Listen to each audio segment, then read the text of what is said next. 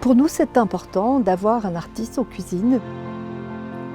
Ce que l'on déguste, ce que l'on voit, fait partie de l'expérience. Tout compte dans un lieu comme Chaumont-sur-Loire.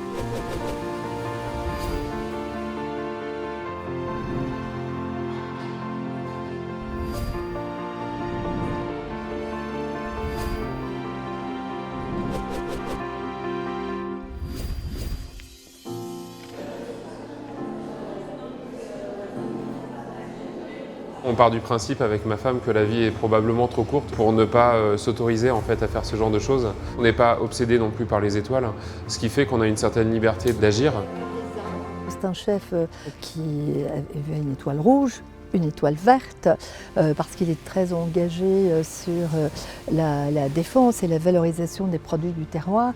Et ça nous convenait tout à fait. On cherche à Chaumont un chef qui soit un artiste, un chef qui ait les mêmes exigences écologiques et du terroir que nous.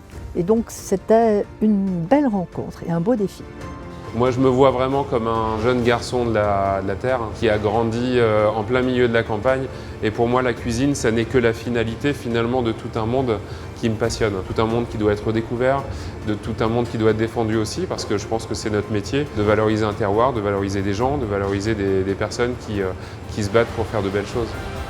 C'était important pour nous d'avoir un chef qui s'intéresse aux produits du territoire et d'avoir un chef qui a une véritable exigence. Nous avons un réseau aujourd'hui, par exemple, de ramasseurs de pommes et de poires qui vont chez des privés. Toutes les variétés qui sont utilisées normalement qu'on appelle à couteau, c'est-à-dire à cuire ou à manger, nous sont vendues aujourd'hui en fait au domaine. C'est un vrai patrimoine paysan, donc il n'y a aucun écrit. Donc on référence tout pour pouvoir avancer d'année en année, faire en sorte de ne pas les oublier surtout et de les transformer en richesse patrimoniale. C'est très compliqué de décrire un plat de Guillaume parce que c'est d'une sophistication au sens noble du terme. On a un florilège de sensations tout à fait exceptionnel. On est souvent très inspiré par la culture paysanne en fait. Donc on va retrouver de la rillette, ce que normalement on ne trouve pas dans la gastronomie.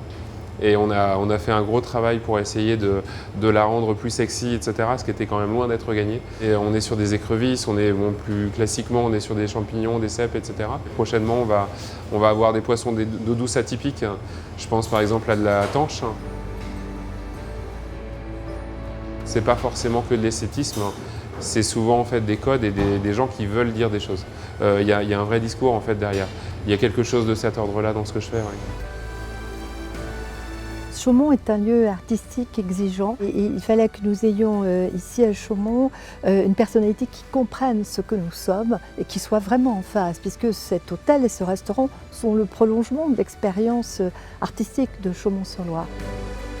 J'ai vraiment besoin de m'inspirer de l'art de manière générale pour pouvoir quelque part alimenter ce que je fais tous les jours.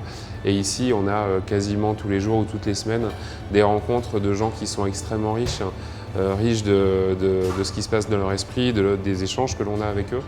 Et moi, je m'éclate ici. Ouais.